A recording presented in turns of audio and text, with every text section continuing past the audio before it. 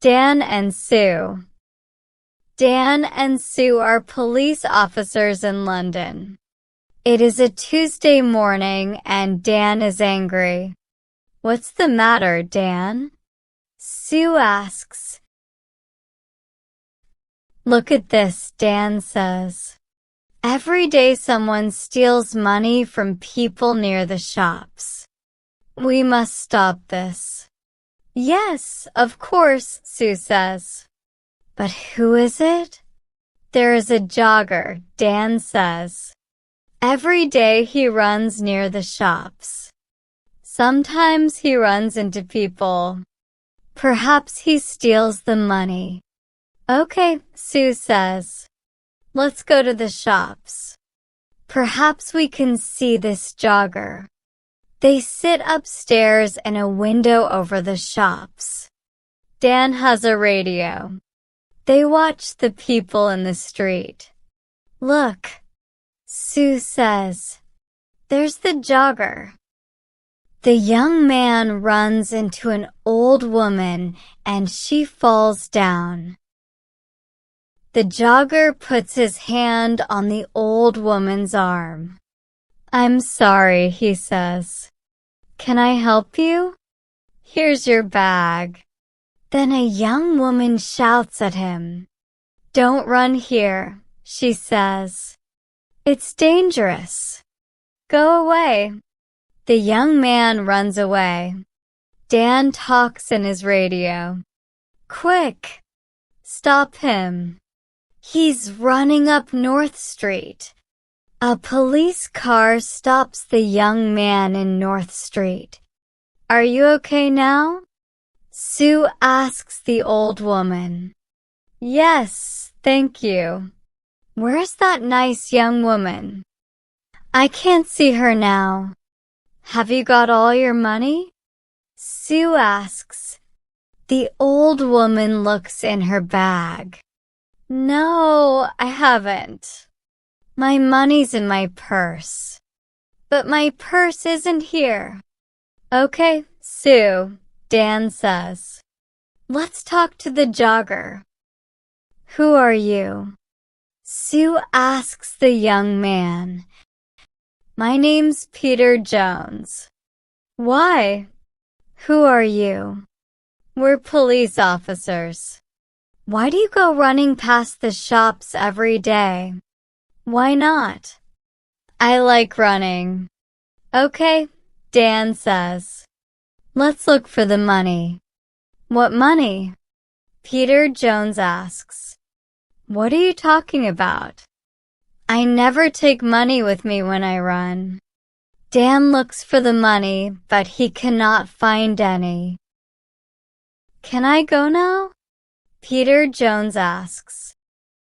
Okay, Dan says angrily. But don't come back. Why not? Peter asks angrily. I live here, and I'm not doing anything wrong. He runs away. What do we do now? Sue asks. Where's the old woman's money and her purse? I don't know, says Dan. Somebody has it. But who? Dan and Sue go back to the shops. I don't understand, Dan says. The jogger hasn't got the money, so we must look for someone different. Look, Sue says. There's a TV camera over that shop door. Perhaps that can help us. They go into the shop and watch the video. Look, Sue says. There's the old woman. She's getting money from the bank and putting it into her purse. Now she's putting the purse into the bag. Stop the video there, says Dan. Now look carefully. Is anybody watching her? There are a lot of people in the street, Sue says. I'm not sure. Is it that man with the long hair? Perhaps, says Dan. Let's go on. What happens next? They watch the video. The jogger runs into the old lady. He stops and helps her. She shouts at him and he runs away. Then a lot of people come and help the old lady. Look, Sue says. The long-haired man has her arm. Yes, but that woman has her bag, Dan says. What's she doing with it? Oh, I can't see. There's a man in front of her. Listen, I have an idea, Dan says. You go to the bank tomorrow and take some money out. Why is that a good idea? Sue asks. Because we can watch you, Dan answers. Get a lot of money from the bank and let everybody in the street see it. Take a radio too, so you can talk to me. Okay, Sue says. We can do that tomorrow morning then. Next day, Sue goes to the bank. Dan is watching with another policeman, Jim. They have radios. I'm getting the money now, Sue says. That's good, Sue, Dan says on his radio. Now let everybody see it. Sue drops some money near her feet. People in the street look at her. Look, there's the man with the long hair. Jim says. He's picking up the money. Shall I arrest him? No, wait, Dan says. Watch. The man picks up the money and gives it to Sue. Here you are, he says. That's a lot of money. Be careful. Thanks, Sue says. That's okay. The man smiles and walks away. Have you got all the money, Sue? Dan asks by radio. Yes, it's all here, Sue says. What can I do now? Buy some things in the shops and then walk slowly down the street, Dan says. We're watching you. Sue buys some apples, milk, and bread. Then she walks slowly down the street. Dan and Jim watch her go. Is anybody following me?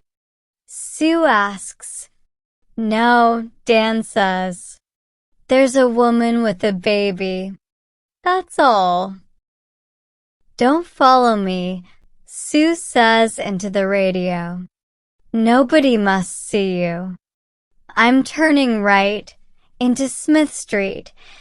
Now I'm turning left into Peg Lane. The woman with the baby is following me. I'm turning right into Dale Avenue. Are there lots of people about? Dan asks. No, it's very quiet. Nothing is happening. Dan and Jim wait. Then Sue shouts, Be careful. Oh, help me, quick. Help. The jogger, Peter Jones, runs into Sue and she falls over. There are apples, milk, and bread everywhere. I'm sorry, says the man.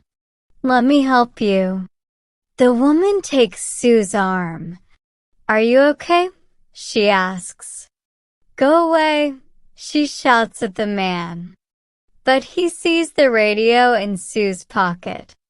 What's this? He asks. A police radio? Give me the money quick. He takes the money and runs. The woman wants to run after him, but Sue holds her. Stop, she says. I'm a police officer. You must stay here. But why? The woman asks. I want to help you. That man has your money. I haven't got it. Is he your friend? Sue asks. Where does he live? I don't know, the woman says. I don't know him. Who are you? Sue asks, "Where do you live?" Linda. Linda Wilkes. "I live at 14 Old Street." Dan runs up to Sue. "Are you okay?" he asks. "Yes, I'm okay," she says. "Go on, Dan, run." Sue calls a police car on her radio. Dan runs after Peter Jones. "Jim, he's turning left into Dock Lane," he shouts. "Can you see him?" "I can see him, but he's running very fast," Jim says. The jogger sees Jim and gets into a boat. Jim runs to the river and gets into the boat, too. "Stop," Jim says. "I'm a police officer, oh no."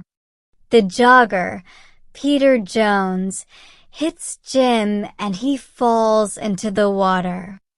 The boat goes across the river. Dan helps Jim out of the water. "He's going into a cafe," Dan says. "Come on, let's run to that bridge." They go across the bridge and run to the cafe. Jim goes behind the cafe and Dan goes in. "Is he in there?" Jim asks on his radio. "Yes," Dan answers. "Jim, he's coming out." "Stop," says Jim. "I'm a police officer." But Peter has a knife in his hand. Jim holds out his hand. "Give me the knife, Peter." "Stay back," Peter says. "I can kill you with this." Jim can see Dan in the door behind Peter.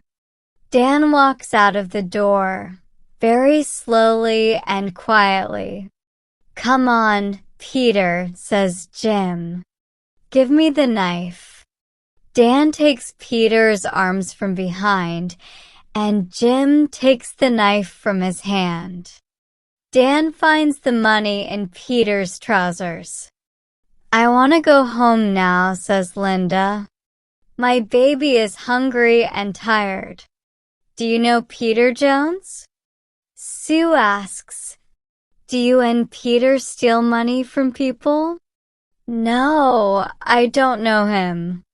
And I never steal money." "Do you know this woman, Peter?" Dan asks. "No," says Peter.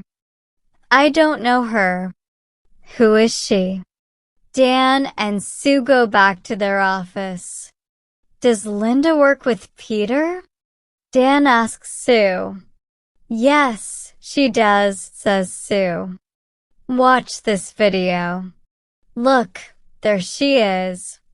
She's watching me get the money, and now she's talking to someone on her phone. But who is she talking to?"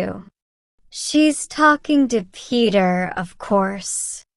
Now she's following me and talking to him again. She's talking about me." Dan and Sue speak to Linda again. "Can I see your phone, please, Miss Wilkes?" Sue asks, "My phone? Why do you want to see that?" "Well, it remembers a lot of numbers." Sue presses one on Linda's phone.